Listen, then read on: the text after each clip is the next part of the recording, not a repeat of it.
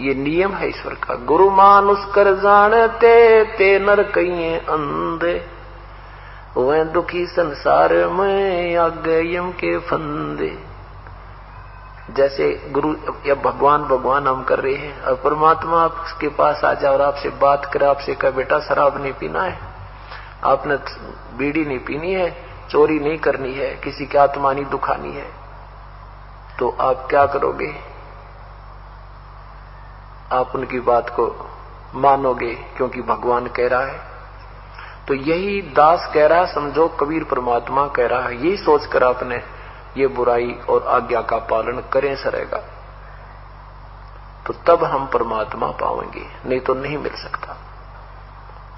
हम भगवान को चाह रहे हैं, परमात्मा के दरबार में जाएंगे, वहां इस दास के रूप में आपको परमात्मा मिलेगा। और जैसा आपका व्यवहार विचार, जैसा बोलना, जैसे आपके मन में श्रद्धा या कपट जो भी है, ये विद्यमान रहेगा।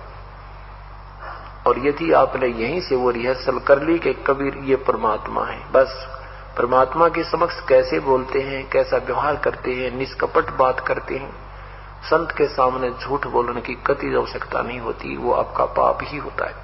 हम कोई ऐसी आपके ऊपर कोई पाबंदी या ऐसा कोई वस्तु नहीं थोपते जिससे आपको झूठ बोलनी पड़े, और नहीं हम कभी ऐसा कुछ कहते भी दान करो या इतने पैसे दे दो जिससे आपको झूठ बोलनी पड़े या आनाकानी करनी पड़े। नहीं, केवल जो आपका आत्म कल्याण हो सकता है उतनी ही बातें आपको कहेंगे, उतना, और वो भी नहीं करोगे तो फिर आप अधिकारी नहीं हो।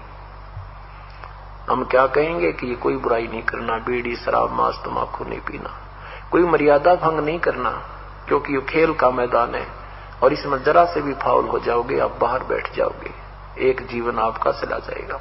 तो हमने फाउल नहीं होना। फाउल पॉइंट अब धीरे धीरे आपके समझ में आ जाएंगे, कुछ कथाओं के माध्यम से और कुछ इस फॉर्म के ऊपर जो लिखे होते हैं इसमें भी हमने कुछ लिखे हैं, कुछ आप वैसे कॉमन सेंस से भी समझ जाओगे कि ऐसे ऐसे होता है। एक भक्त नाम लेने, उसको कहा भाई मैं तेरा नाम टूट गया, और 1-1.5 वर्ष से नाम दे रखा, जो बोला नो कुकर टूट गया, अरे तेरा गजब भैया, गुरु जी कह रहे भी तेरा नाम खंड हो गया, और आगे से ये बोल रहा है नो कुकर टूट गया, अरे तेरा कह दी हाँ जी कोई गलती बन गई होगी और आगे नहीं करेंगे।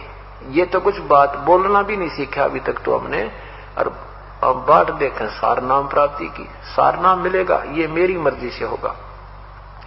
और सतनाम तक का फिक्स टाइम हमने रखा हुआ है, प्रथम मंत्र उसके 4 महीने के बाद, और ज्यादा से ज्यादा 6 महीने के अंदर आपने वो ले लेना चाहिए, उससे लेट नहीं होना चाहिए। फिर आप में लगन नहीं है, जो कई तो भक्त ऐसे हैं जी 2 दिन पहले आ खड़े होते हैं जी, 2 दिन रह रहे हैं, दे दो कर दो दया, हम कहते हैं नहीं भाई पूरा टाइम ऑन दे, अच्छा जी। और कई 6-6 महीने 7-7 महीने वहां नाम दूसरा याद देना रहा लेना, अरे तेरा गजब हुई, फिर तू भक्ति कर रहा है ड्रामा कर रहा है, एक अनमोल वस्तु के पीछे रह रहा है, कोई आपकी प्रमोशन होनी होंगी या दिन गिन भाग जा, कई दिन रह रहे हैं, तो ये आप तो आपको लगन नहीं है। तो ऐसे कुछ आपके अंदर श्रद्धा हम देखते हैं, तब सतनाम आपको 4 महीने के अंदर अंदर ले लेना चाहिए। और फिर सार नाम ये दास देगा जब आप योग्य हो जाओगे। सार नाम के लिए आपने बहुत विनम्र, आपके अंदर भक्ति की कमाई भी बढ़नी चाहिए, कति मन में सतगुरु और परमात्मा एक हो जाने चाहिए, और विनम्रता आ जाएगी तब ये सार नाम काम करेगा। जैसे डॉक्टर के पास मरीज जाता है, उसका फोड़ा हो गया, डॉक्टर कहता है चीरा लगाना पड़ेगा, लेकिन अभी चीरे के योग नहीं हुआ है, 2 दिन की दवाई दे जा।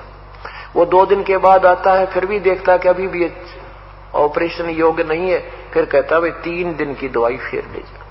और डॉक्टर मरीज कहता जी ला दो चीरा, बहुत दर्द हो रहा है, अच्छा बेटा 3 दिन पाछा आ जाइए। फिर 3 दिन के बाद आता भी 1 हफ्ते माना। अब डॉक्टर इतना पागल नहीं है कि उस मरीज के कहने तो चीरा ला देगा, वो अपने हिसाब से देखेगा कि अब ये बिल्कुल योग्य हो गया है तो तुरंत लगा देगा और उसको मवाद काट के सीम देगा। तो ऐसे ही जब आप योग्य हो जाओगे, आप प्रार्थना करते रहिए, लेकिन दास जब चाहेगा तभी ये चीरा लगेगा, अर्थात सार नाम आपको मिलेगा। बोलो सतगुरुदेव की।